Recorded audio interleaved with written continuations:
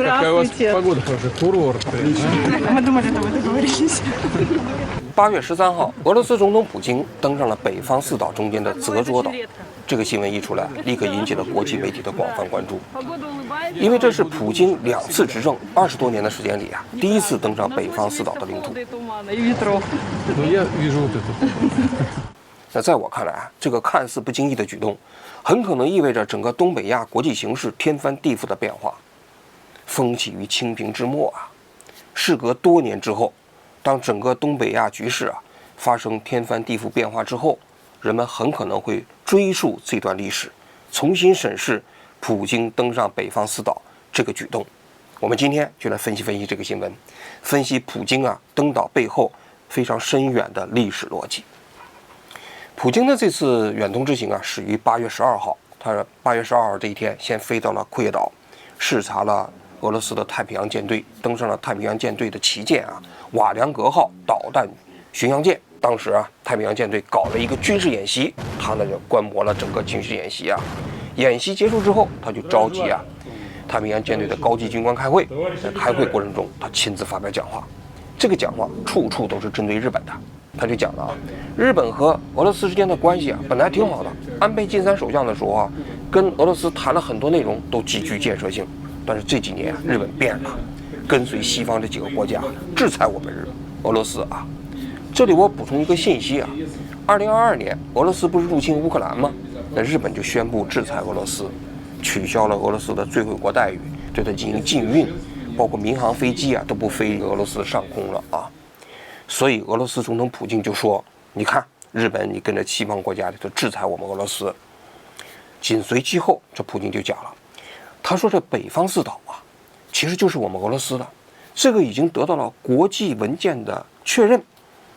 我们跟日本之间没有什么领土争端，但是日本对我们俄罗斯有领土所求，所以你可以看到了吗？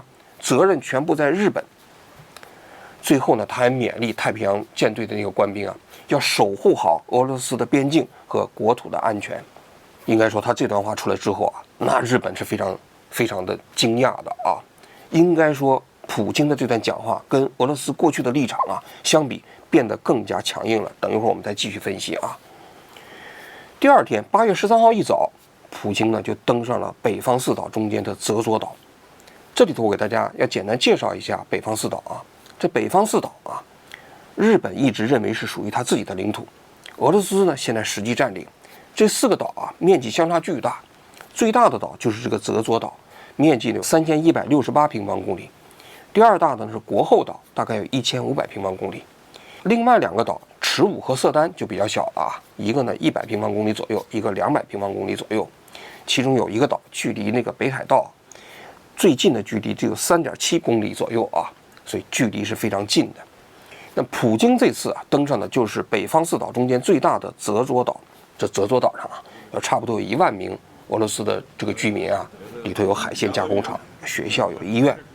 那普京呢到了海鲜加工厂去参观啊，那种捞起来的金枪鱼啊，然后他自己还品尝了鱼子酱。到了学校、医院，他还在那说啊，他说这个地方呢气候太好了，就像度假胜地。那普京登上泽卓岛。那日本政府呢一看啊，立刻抗议啊，他们的外务省啊，马上在这发表了一个4点声明，说普京登上这个泽卓岛，跟日本政府啊长期以来的拥有的立场啊，都是完全相悖的。因为日本政府认为北方四岛啊是日本的固有领土嘛。紧随其后他又讲了，他说：“你看俄罗斯入侵乌克兰这个事情之后啊，你现在又伤害我们日本人民的感情，这不能接受啊！”一共4点，强烈抗议。那么紧随其后呢，这高市早苗呢也发表了一个讲话。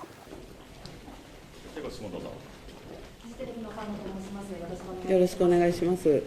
ロシアの国営メディアは本日、プーチン大統領が日本固有の領土である北方領土の択捉島を初めて訪問したと報じました。これに対する総理の受け止めと今後の対応について伺います。はい。本日13日，プーチンロシア大統領が他就说，本来这个日本和俄罗斯因为乌克兰的问题，关系就已经降到这种地步了。现在普京啊又登上了泽卓岛，那这个使双方的关系的恢复啊就变得极其困难。但是俄罗斯也不含糊啊，驳斥了日本的主张。我认为你们对我们俄罗斯的抗议没有用，没有理由，我们就是坚持北方四岛就属于俄罗斯。结果就在13号下午3点钟的时候啊，中国和俄罗斯驻日本的大使啊联合署名，分别在自己的大使馆的官网上发表了一篇文章。这篇文章的标题呢叫《中国与俄罗斯携手迈上新高度》。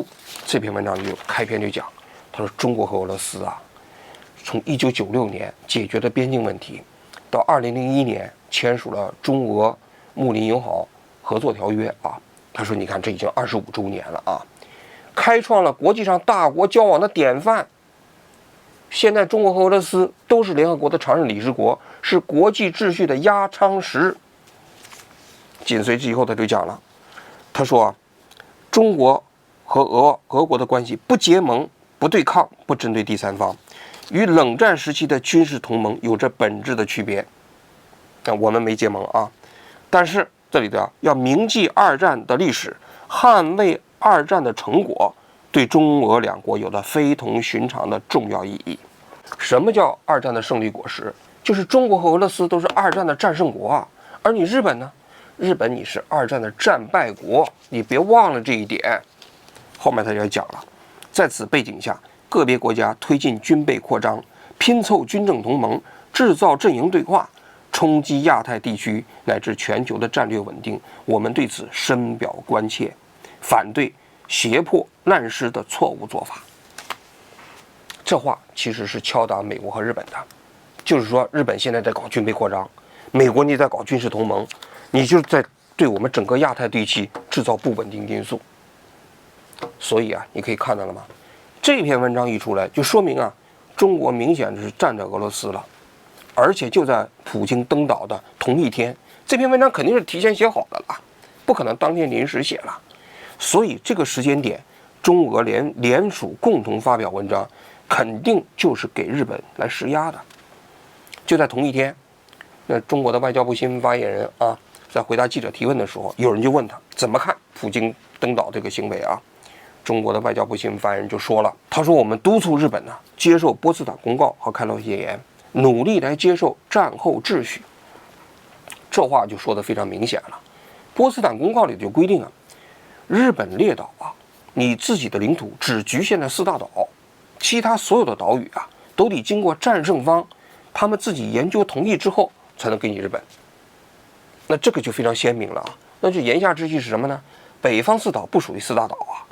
那北方4岛能不能给你日本，是需要我们战胜国我们自己研究决定的，你日本没有权利决定，跟你固有不固有没有关系。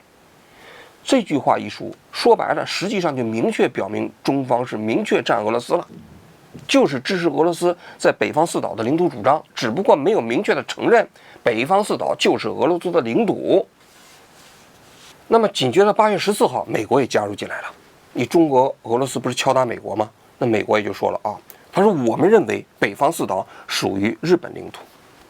所以你可以看到了吗？一时之间啊，围绕着日本的北方4岛问题，俨然已经形成了2大阵营，美国和日本，那美日安保协定啊，那中国和俄罗斯，那么已经形成了一种啊战略同盟。虽然他说自己不结盟，但其实已经是明显的一个战略同盟了。这个战略同盟的施压对象就是日本。那么为什么会形成这样的战略同盟？中国为什么要跟俄罗斯站在一起？我们今天就来分析分析这背后的逻辑。在分析这个问题之前啊，我要首先给大家介绍一下这北方4岛问题的由来啊。这北方4岛我们刚才介绍了，这个国后、泽作啊、池武、色丹这4个岛啊，历史上它的确就是归日本。在1855年的时候，日本和俄罗斯签署过一个叫夏田条约。这个夏田条约啊，就规定日本和俄罗斯的边界就是在这个泽佐岛以北，泽佐岛以北的千岛群岛啊都归俄罗斯，泽佐岛以南的岛屿呢都归日本。这是1855年，所以日本就认为，你可以看呢，这北方4岛啊，在历史上从来没有被其他国家占领过，一直都归日本管辖。但是后来日本不就开始进行战略扩张吗？这国力增长了啊，还先后占领了这个千岛群岛，后来呢又占领了库页岛的一半，那跟俄罗斯都签署了这个条约啊。在2战期间呢，日本又把整个库页岛都给占领了。那时间一晃就到了1945年。1945年的时候啊，就整个轴心国啊败相已露。就这个时候呢，这美国、英国和苏联这3个国家呢就凑在一起开会。当时没有拉中国进来啊，因为当时斯大林认为中国不配，地位不行，再加上他所分赃的这个内容呢涉及到中国，不方便让蒋介石来。这3巨头就聚集在这个克里米亚半岛的雅尔塔，在这地方开会。开会实际上就是讨论战后的国际秩序。你比如说德国柏林将来我们攻下来之后啊，由4大国来共同占领。德国呢必须要非军事化，同时呢这苏联呢要对俄国提出领土要求啊。你比如说波兰的东部边界就退到了寇松县，那波兰领土少了呢，在东部地区由德国来补偿波兰。然后呢又建立了联合国，联合国一共有5个常任理事国，这5个常任理事国那就是英美、苏联、中国和法国，都是这3个国家共同决定的。那紧随其后这3个国家还涉及到远东的问题啊，这远东的问题就出卖了很多中国的权益。你比如说这外蒙古就规定了啊，必须维持现状。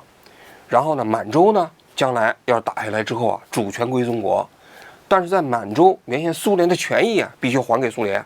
苏联什么权益呢？一个是中东路，这个要归苏联来运营；第二个就是旅顺港，那是天然的不动港嘛，要租给苏联。这是关于中国部分。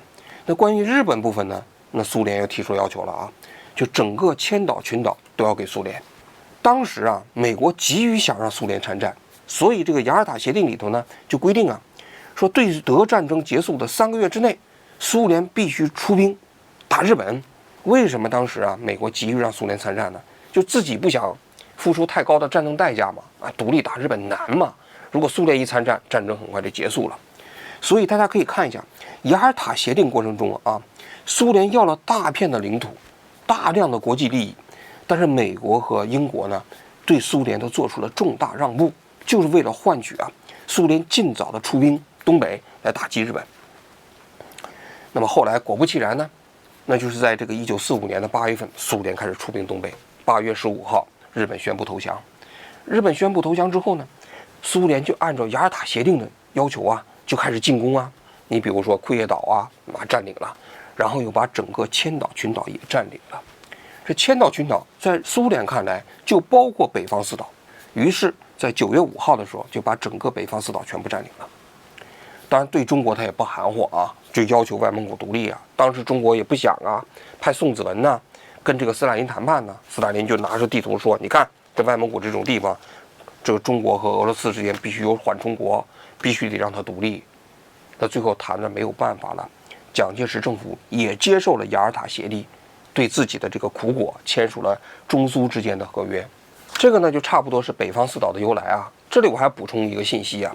其实当时苏联占领了北方4岛啊，和包括整个千岛群岛，美国也占呢。美国把这个日本在太平洋的岛屿基本都占完了，那关岛啊、塞班岛啊，日本旁边的附属列岛冲绳和小笠原群岛都被美国给占领了。所以当时日本基本上的确就剩下这4大岛了。但战后呢，就要跟日本谈啊这个合约。1951年不是搞这个旧金山合约吗？但谈旧金山合约的时候，国际形势已经发生了天翻地覆的变化，冷战已经开启了，韩战已经打起来了。所以这个时候，美国啊对日本的态度就已经发生了巨大的变化。原先跟苏联是盟国，现如今呢，他觉得日本跟他之间的关系啊可能更重要。所以旧金山合约的时候啊，你可以看一下，中国和苏联都没参加。苏联没有参加，就是说你这个东西啊没有完全承认我雅尔塔协定的内容。中国呢是2个中国，不知道谁代表。而美国这个时候呢，态度就已经有点暧昧了，对北方4岛。当时的杜勒斯就说啊，赤武和色丹这2个岛应该不属于千岛群岛，因为当时的雅尔塔协定里头说千岛群岛都归苏联啊，但是他没有定义千岛群岛到底是划分什么范围，哪些岛属于千岛群岛，没有定义。包括这旧金山合约啊，其实里头也明确规定了日本放弃千岛群岛，但是这个千岛群岛到底哪些岛属于它呢？哪些岛不属于它呢？就没有定义。所以日本就坚持认为北方4岛不属于千岛群岛，但是苏联就认为这北方4岛全都属于千岛群岛。所以双方这不就僵持了吗？苏联也没有参加对日合约啊。那在旧金山合约之后呢，苏联跟日本就单独开始进行谈判。1956年的时候呢，双方就发表了一个苏日共同声明，接近于这个和平条约啊。在这个苏日共同声明里头就讲到了啊，双方呢从此就变成和平的一个国家了，互派大使啊，支持日本加入联合国啊。谈到北方四岛的时候，就讲到了苏联基于日本人民的利益，基于日本人民的考量，愿意把池武和色丹这2个岛呢还给日本，但是必须是在日本和苏联签署和平条约之后。其实现在解密文件就证明当时日本和苏联已经快谈成这个和平条约了。苏联就认为我把池武和色丹还给你日本没问题，但是日本呢一开始也动摇了，也想接受这个方案，但据说是美国就跟日本就讲，他说你们不能接受这个方案，你们如果是接受就池武和色丹归还给你，国后和泽捉这2个岛不归还你那我们美国现在可占着你们冲绳呢还有小笠原呢，那我们也不还了。就鼓励日本坚持从苏联把4个岛全要回来，所以双方没有谈成。所以双方在1956年的时候只搞了这么一个共同声明。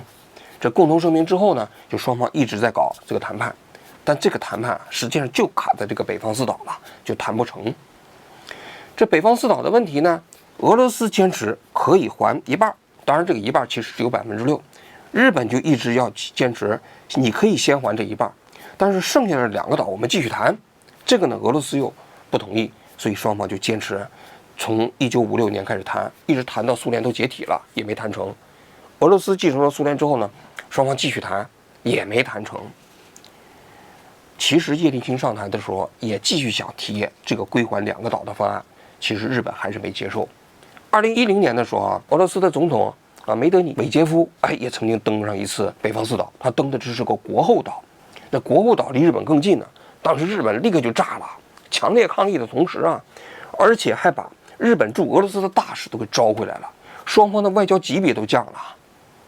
但是那个梅德韦杰夫也不含糊他在作为总统的时候去过1次作为总理的时候还去过好几次，加起来好像有4次。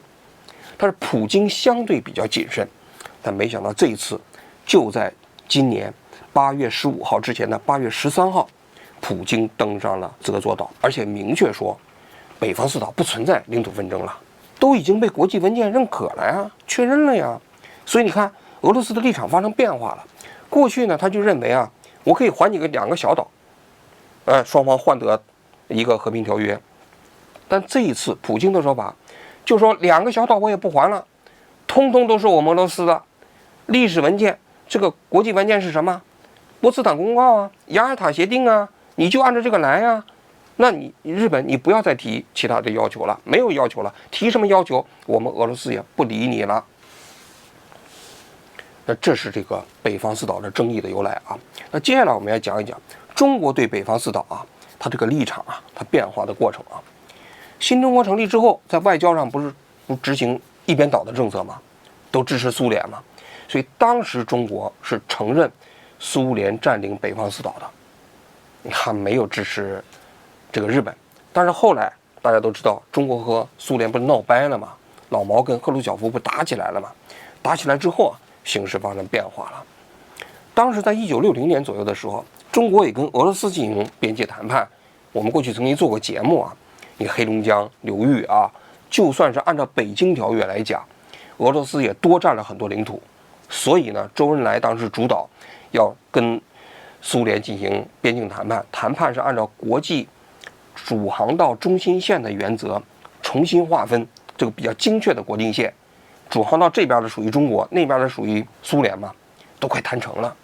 结果就在1964年的7月10号，当时呢，日本社会党访问中国，老毛呢就接见着日本社会党人就讲了一通话，说感谢日本人侵略中国什么之类的紧随其后他又讲了，他说这个俄罗斯这个国家，苏联这个国家它历史上占了很多领土什么贝加尔湖以南那些地方都给占了，我们中国的外蒙古都给占了包括你们日本的北方四岛都被俄罗斯占了，他们应该还给你们。那么这段话呢，就表明中国明确站日本了。那日本政府就非常高兴啊，就把这当作中国在北方四岛问题上明确支持日本的这个主张的依据。当时这个老毛这句话也把苏联给惹毛了。本来当时中苏的谈判已经快谈成了，就等签字了。老毛这句话一出来之后，就讲着不平等条约嘛。结果呢，苏联人就不谈了，就那次谈判呢也都黄了啊。那么这是老毛时期，就是中国在北方四岛的政策。这之后，中国出版的地图啊，北方四岛都打个括号，说是日本的俄占。那后来呢？那90年代戈尔巴乔夫访华，中苏关系开始缓和了，中国在北方四岛的立场也开始发生变化了，就开始慢慢的由完全支持日本，变成了一个渐趋中立。据说2021年，习近平访问俄罗斯的时候，见到普京，跟普京说的一句话，他说在北方四岛的问题，我们中国绝对中立，不支持任何一方，就你们双方自己谈。这是这个外电报道的啊。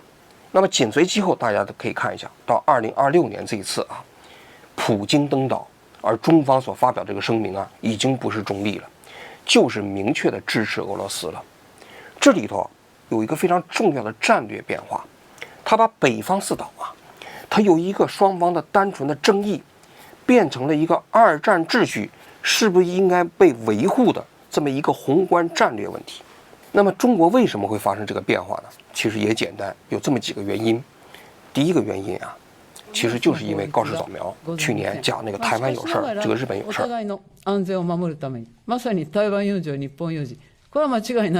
把中国惹毛了吗？中国认为你日本这个是战败国，台湾又历史上是你的殖民地，你现在还在讲台湾有事儿，就是你们日本有事儿，所以中日关系一下子开始恶化。大家可以看一下最近啊，这朱镕基去世之后啊，日本又发了吊唁电，还下半旗，也包括高市早苗在815这个日子啊不去参拜靖国神社，给人感觉日本是有意的想要恢复中日关系，但是中方没有积极回应。但是中方在日本才开始施加了新的压力，因为中方实际上是要求日本明确的收回，就是台湾有事就是日本有事这句话。如果你不收回，那我不会跟你日本恢复关系的但是这其实还是中方的一个手势。而这一次俄罗斯总统普京登岛北方四岛，在我看来其实是中国对日进行外交攻势的一个非常重要的这个端倪。俄罗斯普京在这个时间点8月13号去登这个北方四岛，在我看来是一定是提前跟中国已经商量好的，甚至不排除就是中方怂恿俄罗斯这个普京去登那个北方四岛的。因为这样的话就会让这个日本面临四面楚歌。你不是跟我在讲台湾有事儿就是日本有事儿吗？你先别看台湾有没有事儿了，你先看看你北方四岛有没有事儿。北方四岛人家过去还还你2个岛呢，现在2个岛都不还你了。你再看看波茨坦公告，你通通只有日本的4大岛，其他除了4大岛以外的任何领土，你作为战败国你都没有资格定义。这不就是公示吗？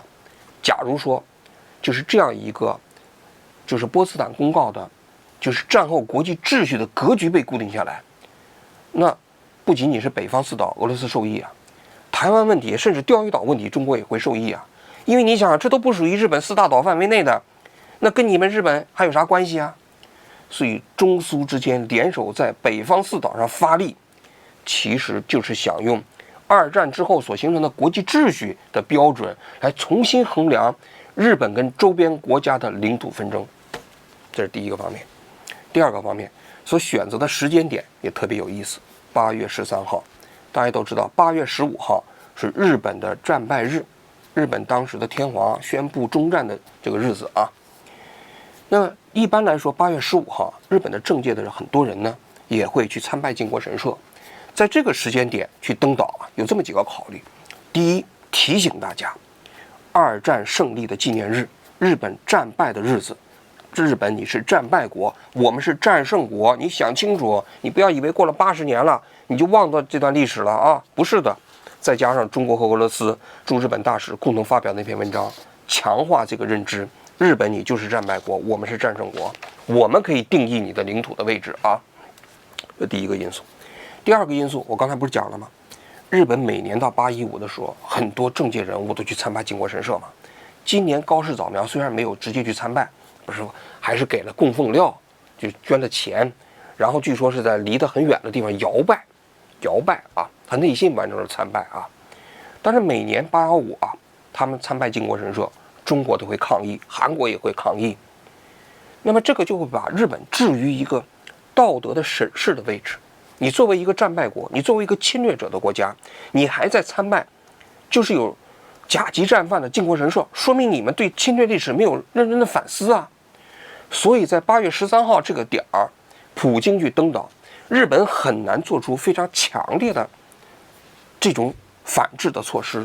大家可以比较一下啊，2010年梅德韦杰夫啊去登岛北方四岛中间的国后岛，日本当时就直接把驻俄罗斯的大使都给招回来了，那反应非常激烈啊。这一次普京登上了这个泽捉岛，日本只是进行了抗议，并没有召回自己的大使。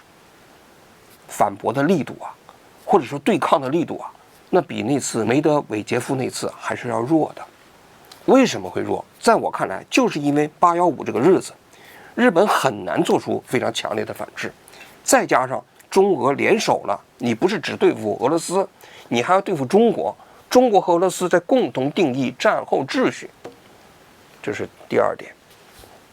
第三点，大家可以看一下，中俄现在已经隐隐的形成了一种战略同盟，针对日本的这个同盟，就是在反复强化战后的国际秩序。这个国际秩序不是我中俄两个人共同搞的啊，还有美国呢。你美国现在又说什么北方四岛是日本的，你看看雅尔塔协定有吗？不是这么写的。除了日本的4大岛以外，其他的都是我们来界定。你美国愿意把冲绳还给日本，那我们不管；你愿意把这个小笠原群岛你还给日本，那我们不管。但是我俄罗斯占了这个北方四岛，我就是不还，因为雅尔塔协定你美国也是签了字的。实际上就是这么一个情况，就是要维护这个所谓的战后秩序嘛。但是大家可以看一下，现在美国和日本，那因为有日本安保协定，中俄之间那是所形成的这个战略联盟，就是直接施压日本。当然，施压日本会形成什么啊？当然，首先第一点，日本可能会更加嵌入日美安保协定，因为日本独立对抗中俄，那肯定是对抗不过啊。甚至包括韩国呢，朝鲜半岛啊，因为韩国跟日本关系不错，但是还有朝鲜呢。那朝鲜跟日本之间，那也有历史恩怨，也有领土纷争啊，还有独岛呢，对不对？所以日本只能更加倒向美国。但是另外一个因素啊，就是日本可能借此会重新武装自己。你看俄罗斯对我们咄咄逼人，中方也对我们就这种极限施压，那我们日本不是发表着白皮书，赶紧加强自己的武装。这个做法美国是支持的，因为特朗普一直说嘛，日本这个军备开支太少了，赶紧搞起来，是吧？希望呢缓解它在亚太地区的这个军事压力。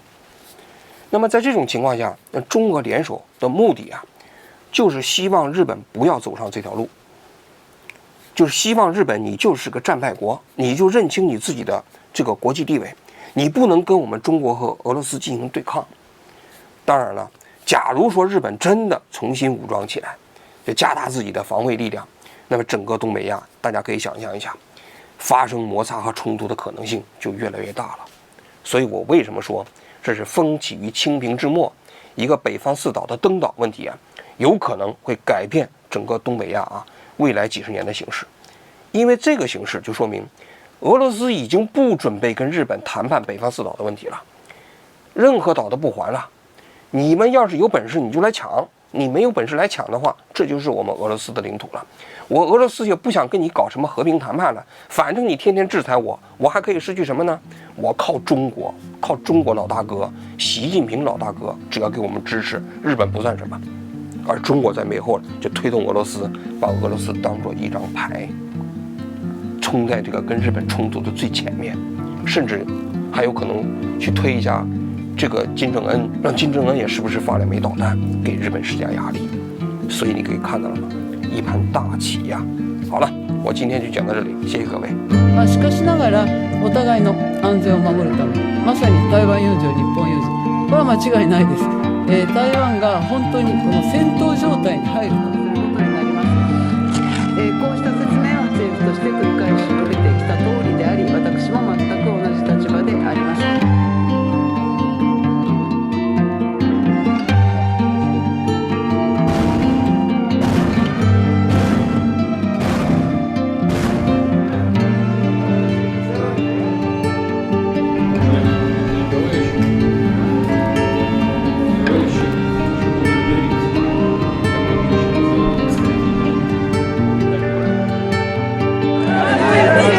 Какая у вас погода тоже? Курорт. Мы думали, что вы договорились. Ну так бывает очень редко. Правда? Да. С вашим приездом. Да. よろしくお願いします。